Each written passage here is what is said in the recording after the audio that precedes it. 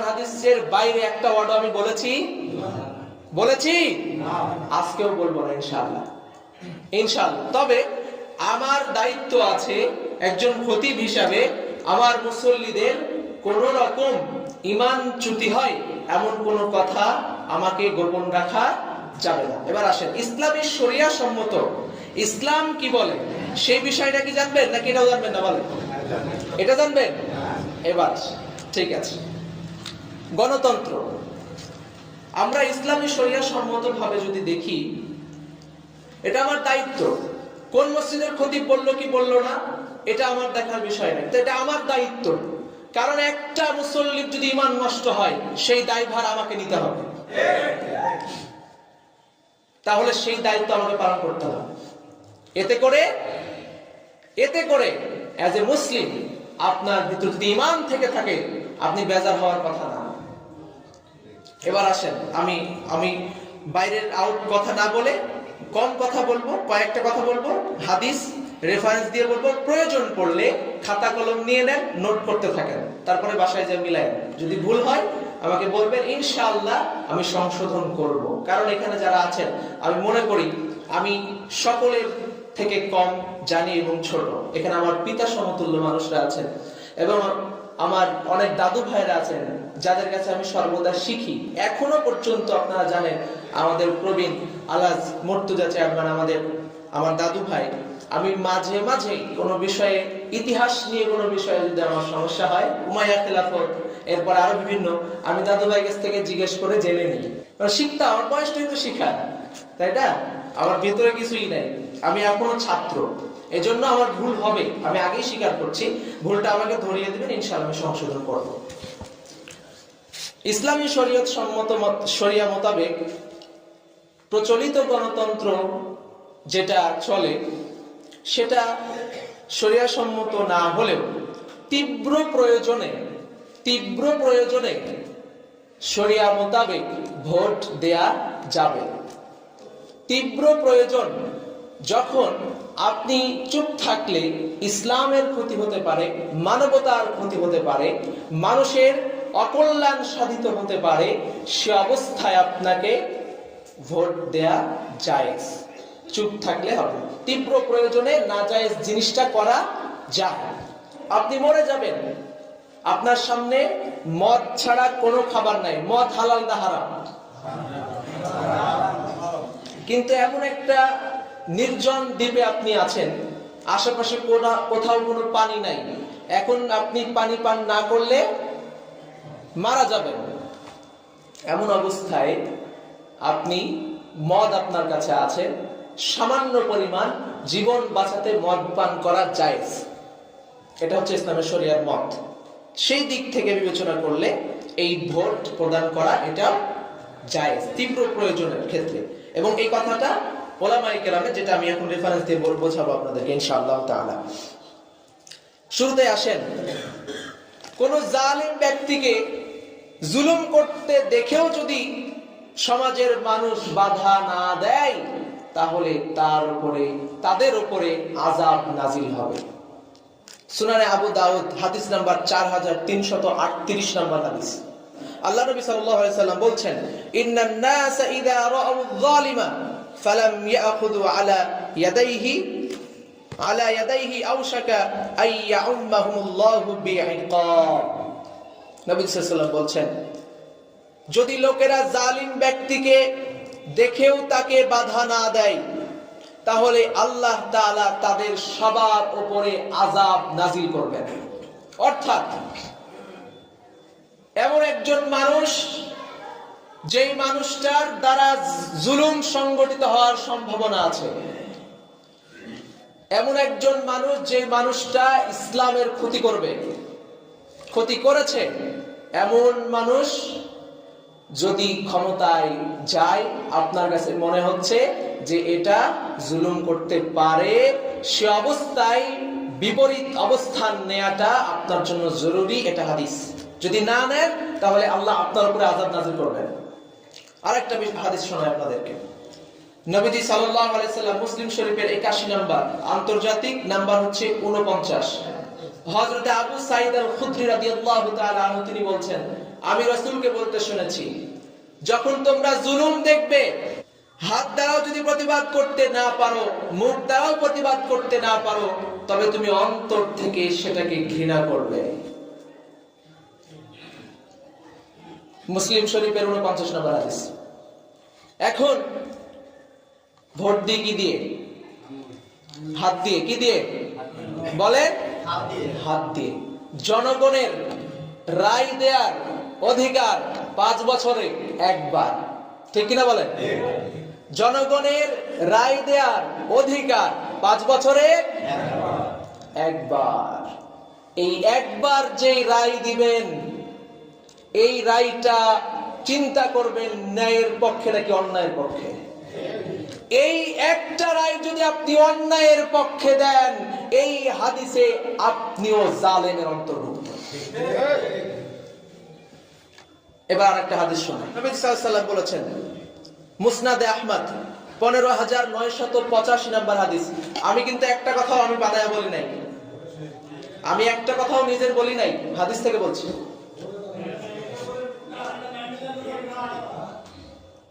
আমি ভোটের কথা বলবো না, আমি ভোটের কথা একবারও বলবো না। এবার আসেন মুসলিম শরীফের মুসনাদে আহমদ 15985 নম্বর হাদিস। যে ব্যক্তি, আচ্ছা থামেন, আমার আলোচনা শুনলে কারো রাগ হবে না ইনশাআল্লাহ। আমি শেষ করলে কারো রাগ হবে না, একটু আমাকে সময় দেন 2টা মিনিট, ইনশাআল্লাহ কারো রাগ হবে না। আমি একটা কথাও কারো পক্ষে বলবো না ইনশাআল্লাহ, একটু সময় দেন। মুসনাদে আহমদ 15985 নম্বর হাদিস।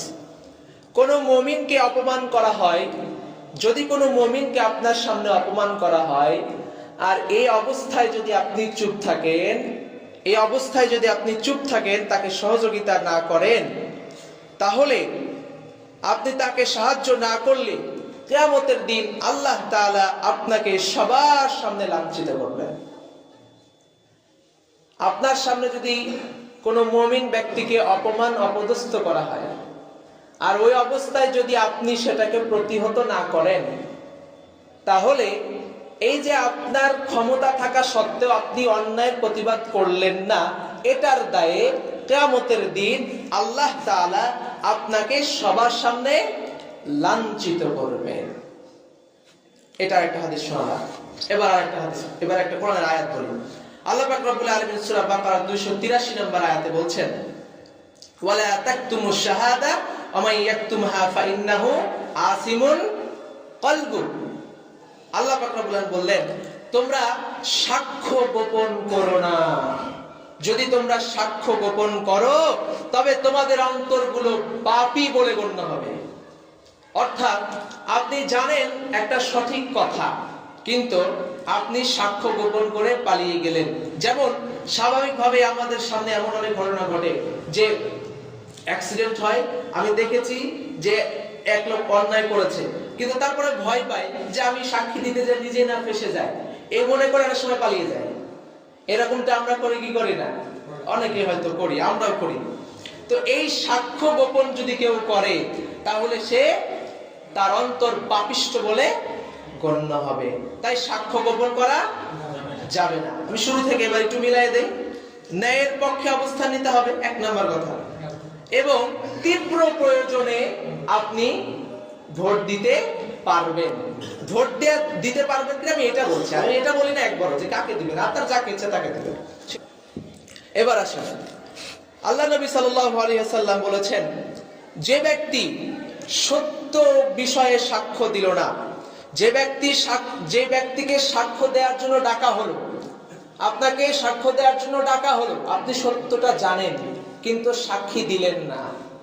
আপনাকে ভোট দেওয়ার জন্য ডাকা হলো, আপনি জানেন যে একজন ব্যক্তি আছে যিনি যোগ্য, তাকে আপনি সমর্থন করলেন না, তাহলে চুপ থাকাটা অন্যায়ের পক্ষ নেয়া বা জালেমের পক্ষ নেয়া সমতুল্য।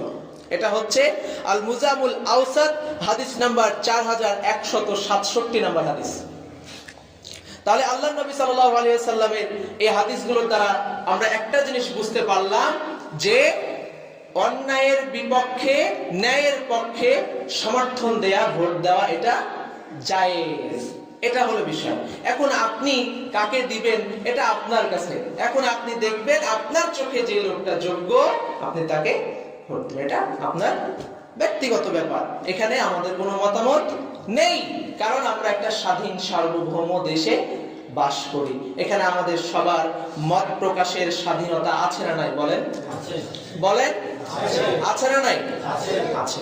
কিন্তু এখন আপনি যদি আমাকে জোর করেন যে হুজুর আপনাকে এটা বলা যাবে না, এটাই বলতে হবে, তাহলে আপনি আমার মত প্রকাশের স্বাধীনতাটাকে কি হরণ করছেন না?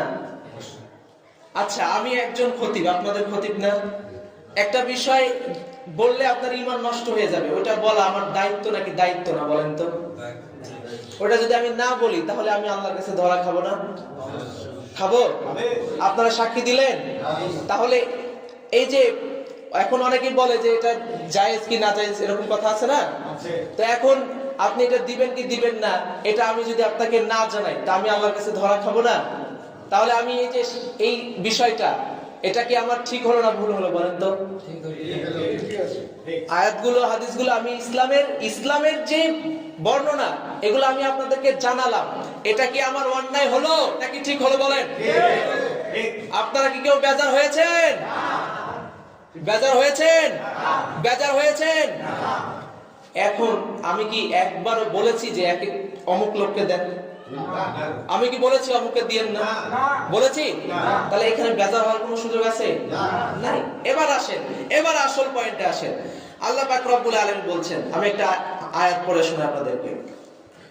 রব্বুল আলামিন বলেছেন সূরা নিসার 85 নম্বর আয়াত, মান ইয়াশফা শাফাআতান হাসানাতান ইয়াকুল লাহু নাসীবুম মিনহা ওয়া মান ইয়াশফা শাফাআতান সাইয়্যাতান ইয়াকুল লাহু কিফলুম মিনহা। ভোট, এটার কয়েকটা অর্থ বলি। 1 নাম্বার সাক্ষ্য দেয়া, আমার সাথে বলেন 1 নাম্বার সাক্ষ্য দেয়া, 2 নাম্বার সমর্থন করা, 3 নাম্বার আমানতদারিতা, 4 নাম্বার উকিল নিযুক্ত করা। সাক্ষ্য দেয়া অর্থাৎ আপনার সামনে সিল থাকে, আপনি সিলে ছাপ দেওয়ার মানে হলো যেই লোকটা এই পদের জন্য প্রস্তাব করেছে আপনি সাক্ষী দিলেন যে এই লোকটা এই পদের উপযুক্ত, এটা হলো সাক্ষ্য দেয়া। 2 নাম্বার, এই সিল দেওয়ার মাধ্যমে আপনি সমর্থন করলেন যে হ্যাঁ এই লোকটা এই পদের উপযুক্ত এবং আমি তাকে সমর্থন করলাম। 3 নাম্বার আমানত। ভোট হচ্ছে একটা আমানত। ভোট কি? ভোট হচ্ছে আমাদের কাছে আমানত। ইন্নাল্লাহা ইয়া'মুরুকুম আন তুআদ্দুল আমানাতি ইলা আহলিহা, সূরা নিসার একই সূরার 58 নম্বর আয়াত। আমানতটা সঠিক হকদারের কাছে পৌঁছে দিতে হবে। আল্লাহর বিধান। কার বিধান? আল্লাহর বিধান। এখন আমানত, ভোট হচ্ছে একটা আমানত। এই আমানতটা আপনি যে ব্যক্তিকে দিলেন সেই ব্যক্তি আসলে সঠিক হকদার কিনা এটা বিবেচনা করে দিতে হবে। 3টা বললাম, সাক্ষী দিলেন, সমর্থন করলেন, আমানতদারিতা ঠিক করলেন। এবার উকিল নিযুক্ত করা, এই একজন প্রতিনিধি আপনার এলাকার সকল মানুষের প্রতিনিধি হয়ে সংসদে যাবে, আপনাদের হয়ে সংসদ, তার মানে কি আমাদের সকলের নেতা নির্বাচিত হবে, উকিল নির্বাচিত হবে। এখন আপনি কাকে উকিল নির্বাচন করছেন এই ভোট দিয়ে সেটা প্রমাণ করছেন। এখন এই 4টা বিষয় আপনি যখন ভোটের মাধ্যমে দিলেন, এখন এই ভোটটা আপনি যাকে দিলেন সেই লোকটা যদি পদের উপযুক্ত না হয় তাহলে যে সাক্ষী দিয়েছেন মিথ্যা সাক্ষী হবে, যে আমানত দিয়েছেন আমানতটা নষ্ট হবে, আমানত ছিল নষ্ট হবে, আপনি সমর্থন করেছেন এর জন্য গুনাহগার হবেন, আপনি উকিল নিযুক্ত করেছেন এর জন্য গুনাহগার হবেন। সূরা নিসার 85 নম্বর আয়াতে আল্লাহ বলছেন যে ব্যক্তি কোনো ভালো কাজে কোনো লোককে সমর্থন করে ওই লোকটা নির্বাচিত হয়ে যতগুলো ভালো কাজ করবে সকল ভালো কাজের অংশীদার, সওয়াবের ভাগীদার এই লোকটা হয়ে যাবে। বলেন সুবহানাল্লাহ। আর আপনার ভোটে নির্বাচিত ব্যক্তি যদি মানবতার ক্ষতি করে, ইসলামের ক্ষতি করে, ফ্যাসিবাদ কায়েম করে, নারী নির্যাতন করে, নারীর ইজ্জত লুণ্ঠন করে, নারীদেরকে অসম্মান করে, আপনার ভোটে নির্বাচিত হয়ে যে গুনাহের কাজ করেছে আপনি ভোট দেওয়ার কারণে আপনার আমলনামায় সেই গুনাহ লেখা হবে। এবার আপনি কাকে নির্বাচন করছেন এটা আপনার ব্যক্তিগত ব্যাপার, এই ব্যাপারে আমার কোনো মতামত নেই। তবে ইসলাম বলে, শরীয়ত বলে যেই লোকটা ইসলামের অধিকতর ক্ষতি করবে এবং যেই লোকটা তুলনামূলক কম ক্ষতি করবে, তুলনামূলক কম ক্ষতি করা লোকটাকেই ভোট দিতে হবে। এমনকি যদি কোনো মুসলিম প্রার্থীও না দাঁড়ায়, দুইজনে হিন্দু দাঁড়িয়েছে, কিন্তু আপনাকে তখন ঠিক করতে হবে দুইজনের মধ্যে কোন লোকটার দ্বারা ইসলামের বেশি ক্ষতি হবে এবং কোন লোকটার দ্বারা ইসলামের কম ক্ষতি হবে। শারহুল কাওয়াইদুল ফিকহ লিজ্জাকা কায়দা নাম্বার 20, কায়দা নাম্বার 30, কায়দা নাম্বার 24, কায়দা নাম্বার 25, এই ফতোয়ার কিতাবটা যদি সম্ভব হয় পড়ে নেবেন। এখানে একটা একটা করে লেখা আছে যে বেশি ক্ষতি হয় একজন লোকের দ্বারা, আরেকজন লোকের দ্বারা কম ক্ষতি হবে, তাহলে কম ক্ষতি যে লোকের দ্বারা হবে ওই লোকটাকে নির্বাচন করতে হবে। এবং উপকার করার থেকে ক্ষতিটাকে রোধ করতে হবে আগে। একজন মানুষ উপকার প্রয়োজন, একজন মানুষের ক্ষতি হচ্ছে না, একজন মানুষের উপকার করার থেকে আরেকজন মানুষের ক্ষতি না করাটা বেশি ভালো। কাজেই যেই লোকের দ্বারা ইসলামের ক্ষতি হবে, যেই লোকের দ্বারা ইসলামটাকে কলুষিত হবে, যেই লোকের মাধ্যমে মানবতার ক্ষতি হবে, সেই লোকের বিরুদ্ধে অবস্থান নিতে হবে। এটাই ইসলাম আমাদেরকে শিক্ষা দেয়, ঠিক কিনা বলেন? এবার আমি আপনাদেরকে প্রশ্ন করতে চাই, আমি একটা রাজনীতির ওয়াজ করেছি? হ্যাঁ, আমি রাজনীতির ওয়াজ করেছি, কিন্তু আমি কারো পক্ষে বলেছি? আমি ইসলামের কথা বলেছি, আমি কোরআনের কথা বলেছি, আমি হাদিসের কথা বলেছি। এরপরে যদি আপনি বেদার হন, আমি বেদার কোনো যায় আসে না, আমি আল্লাহ ছাড়া কাউকে ভয় করি না। আজকে আলোচনার মাধ্যমে আমি আপনাদেরকে যে শিক্ষাটা দিলাম সেটা একটু বুঝিয়ে দেই, দিয়ে শেষ করছি ইনশাআল্লাহ তাআলা।